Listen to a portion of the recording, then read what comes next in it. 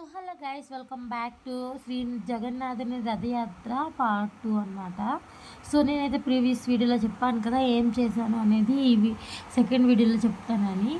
మేము అక్కడ నుంచి దిగాక లోపలికి అయితే వెళ్ళిపోతున్నాం. చుట్టూ యాత్ర అయితే చూసుకొని ఫస్ట్ అయితే శ్రీ జగన్నాథుని రథాలు అయితే ఉన్నాయి కదా మూడు, అవి దర్శనం చేసుకుందాం అని అయితే వెళ్ళిపోతున్నాం.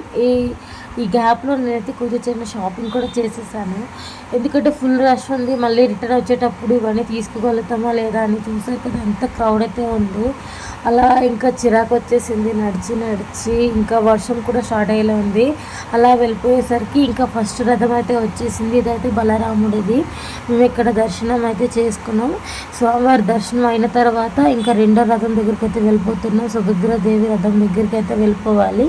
ఇక్కడ దర్శనం చేసుకున్న తర్వాత ఆ రథం దగ్గరికి అయితే వెళ్ళాం.